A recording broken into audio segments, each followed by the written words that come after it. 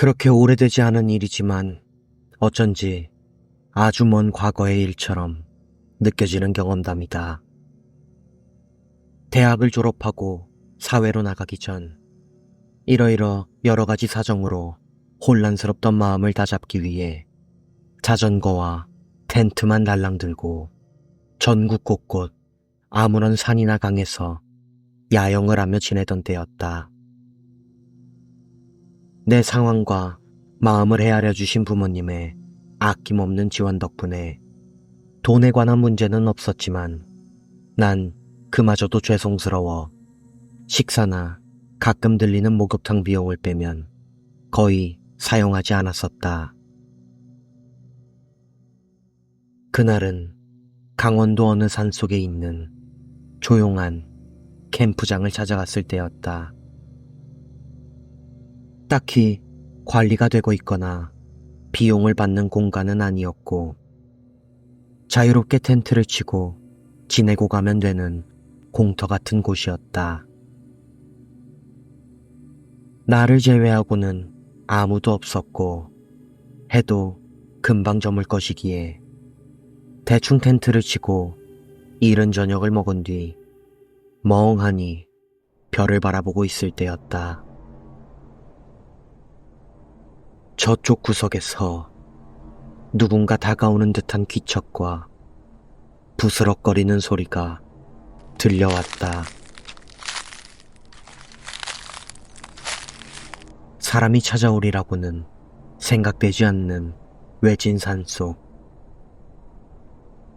늦은 밤 산에서 마주칠 수 있는 것이라면 분명 멧돼지나 고라니 같은 짐승이나 무언가 일을 저지른 범죄자들 뿐. 순간적으로 긴장이 되었다. 산이나 인적이 드문 곳을 방문할 때마다 늘 겪는 망상 같은 일이지만 나는 혹시 몰라 늘 챙겨 다니는 쇠봉으로 손을 뻗었다.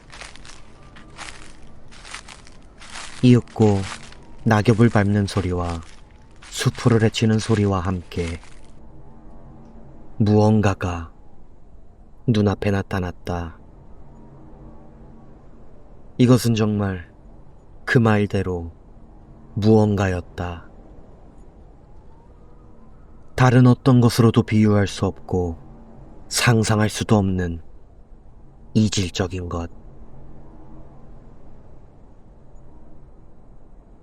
지금 와서 아무리 생각해봐도 그것은 그저 무언가였다. 그것은 매우 기묘한 외형을 가지고 있었다.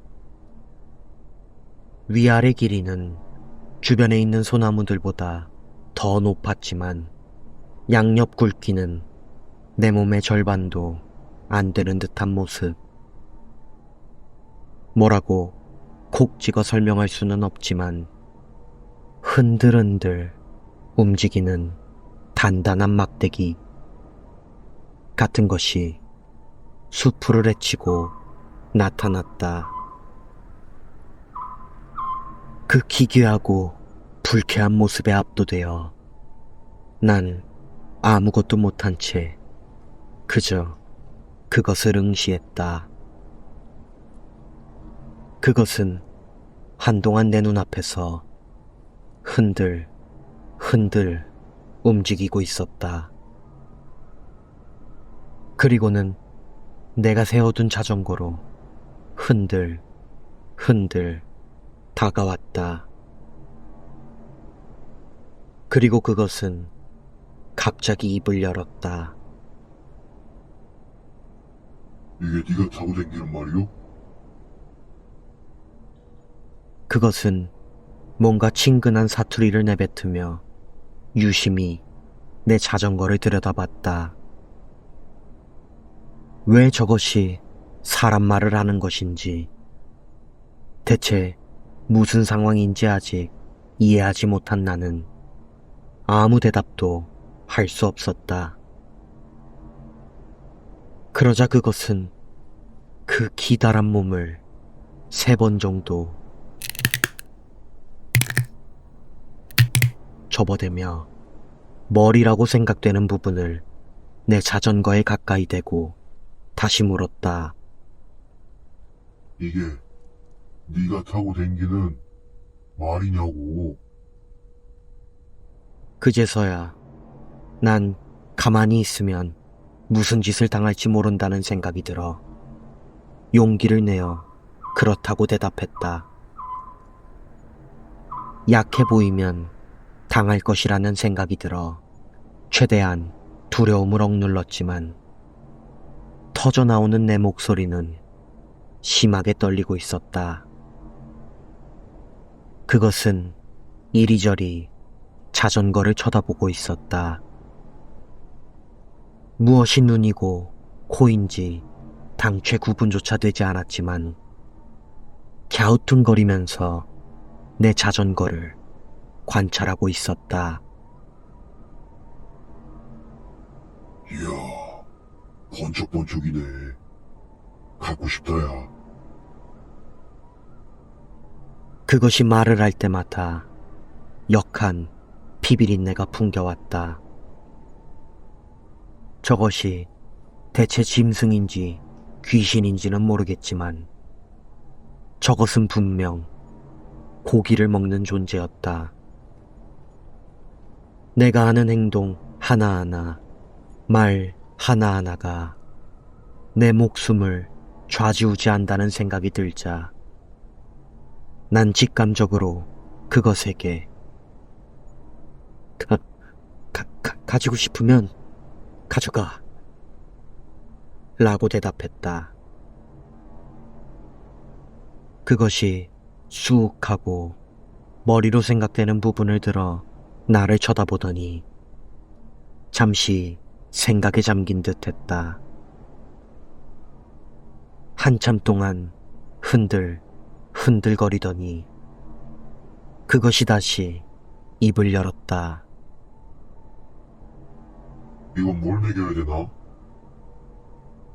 아무것도 먹지 않는다. 보다시피 입이 없다. 밥도 안 먹고 힘을 어찌 쓰나? 거기 수레바퀴 같은 것을 밟으면 힘을 낼 수 있다. 어허, 그래.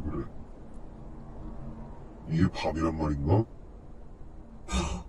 확실히 그렇구만. 그것은 한동안 자전거에 앉아 흔들 몸을 움직이다가 한숨처럼 느껴지는 긴 신음소리를 내더니 그저 밥만 먹일 수야 있다면 갖고 싶은데. 그걸 못하니. 중얼거리면서 말을 하고 기분이 나쁜 듯 더 빠른 속도로 몸을 흔들거리고 있었다. 그것이 화를 낸다면 어찌 될지 모르는 일. 나는 다급히 가방에 손을 뻗어 대신 이걸 줄게 라고 말하며 간식거리로 챙겨다니는 과자와 육포들을 모두 그것에게 던져주었다. 그것은 청소기가 먼지를 빨아들이듯 내가 던진 모든 것들을 몸속으로 빨아들였다. 그러자 그것은 고맙네. 라고 한마디를 남기고 처음 찾아왔을 때처럼 흔들거리며 산속 어둠 속으로 사라졌다.